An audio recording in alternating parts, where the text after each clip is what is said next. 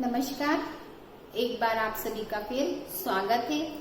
आज हम कक्षा 9वीं की पाठ्य पुस्तक वासंती का पाठ 5 पढ़ेंगे। पाठ 5 है हमारा ऋतु वर्णन।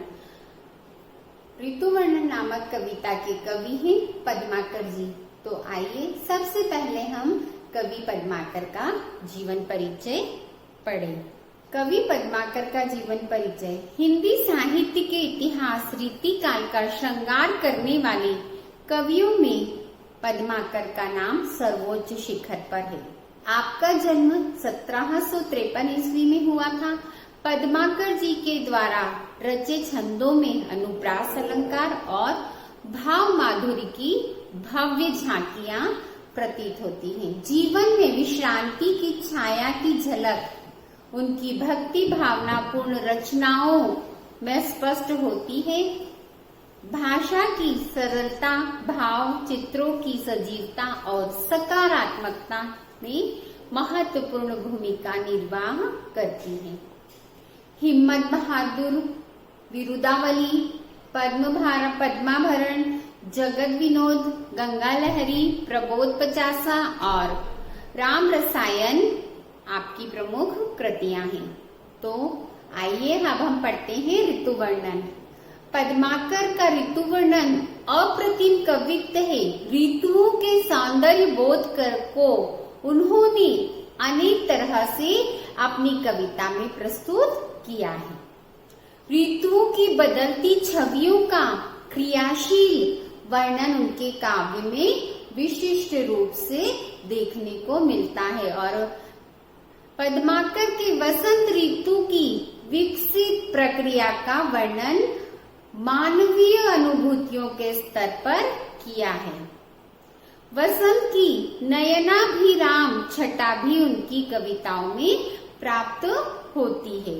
वसंत की नयनाभिराम छटा भी उनकी कविताओं में प्राप्त होती है। वसंत हमारे परिवेश को कैसे प्रसन्न करता है, यह उनकी प्रस्तुत कविता में व्यक्त होता है। शरद के वर्णन में वे राधा कृष्ण को भी नहीं भूल पाते। शरद की चांदनी उन्हें प्रभावित करती है।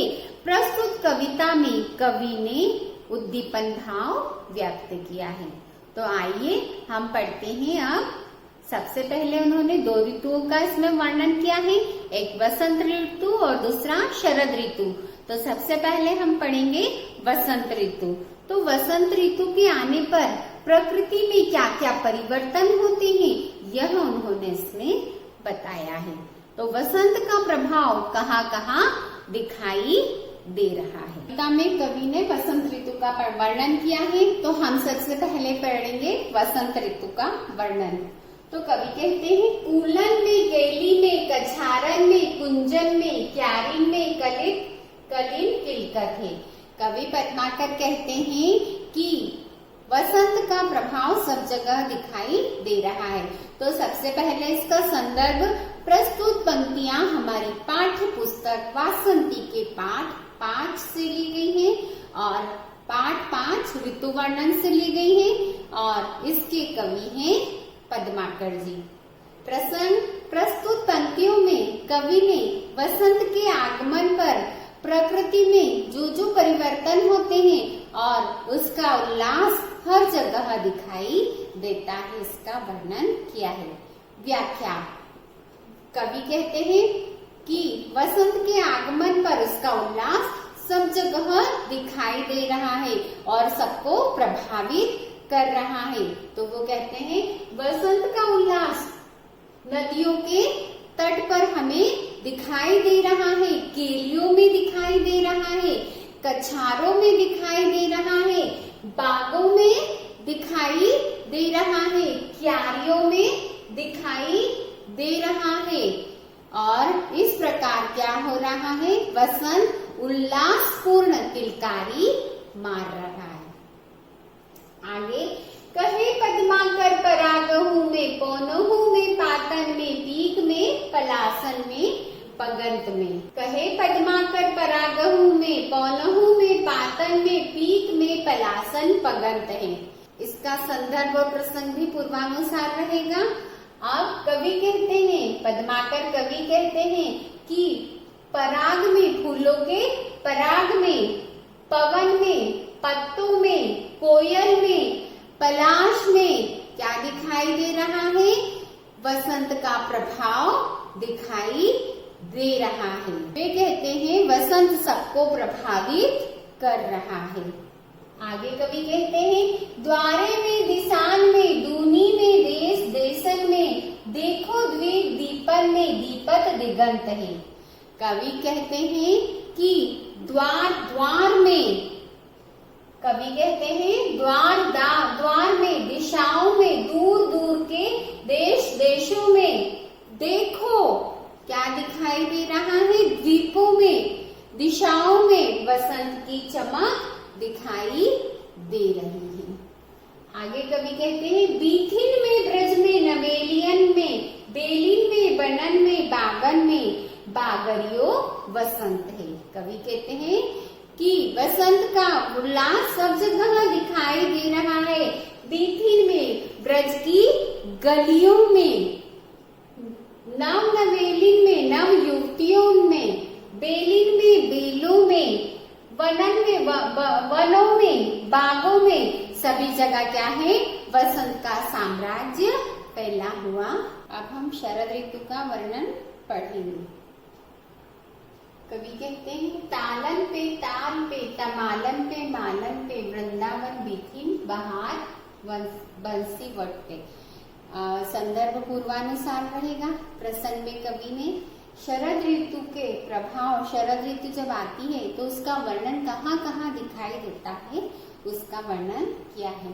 कवि कहते हैं शरद ऋतु का प्रभाव तालाबों पर दिखाई देता है, तालाबों पर दिखाई देता है, तमालन पर, तमाल नामक वृक्ष पर दिखाई देता है, मालाओं पे दिखाई देता है, वृंदावन बीथिन और वृंदावन की गलियों में इसकी बहार दिखाई देती है।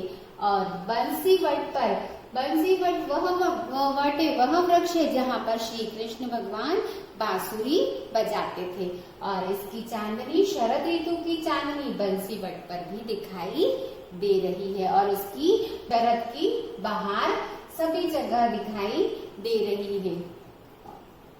कहे पद्माकर अखंड रास मंडल पे, मंडित उमंडित महाकालिंदी के तट पर। कवि पद्माकर कहते हैं कि श्री कृष्ण भगवान की जो अखंड रास लीला है उस पर भी क्या है? शरद की चांदनी निरंतर लगातार दिखाई दे रही है, उसका प्रभाव दिखाई दे रहा है जहाँ पर रास लीला लगातार हो रही है। मंडित उमंडित महाकालिंदी के तट पर, और यहाँ उमड़ उमड़ कर उमंडित हो रही है वहाँ पर यमुना के तट पर, कालिंदी के तट पर, यमुना नदी के तट पर दिखाई दे रही है। और वहाँ पर भ्रमण करने के लिए मन क्या हो रहा है? अत्यंत व्याकुल हो रहा है और अत्यंत सुख का अनुभव हो रहा है। चीटी पर, छान पर, छाजत छतान पर, ललित लतान पर, लाडली की लट पर। और शरद की चांदनी कहाँ कहाँ दिखाई दे रही है? यह पृथ्वी की छप्पर पर दिखाई दे रही है, छत पर दिखाई दे रही है, सुंदर लताओं पर दिखाई दे रही है और नव युवतियों की लटों पर भी इसकी चांदनी दिखाई दे रही है। और इसकी चांदनी बहुत ही अच्छी लग रही है। आई भली छाई यह शरद जुन्हाई जी ही, पाई छवि आज कन्हाई के मुकुट पर। और कवि कहते हैं कि शरद की चांदनी छाई हुई बहुत ही अच्छी लग रही है। काय पर आई है शरद की चांदनी? पूरी वातावरण में, पूरी प्रकृति में दिखाई दे रही है, वो बहुत अच्छी लग रही है और उसकी सुंदरता बहुत ही अच्छी दिखाई दे रही है। और आज शरद की चांदनी श्री कृष्ण भगवान के मुकुट पर पड़ रही है तो और भी क्या हो गई है? और भी बड़ी हुई वहाँ दिखाई दे रही है श्री कृष्ण के मुकुट पर। धन्यवाद।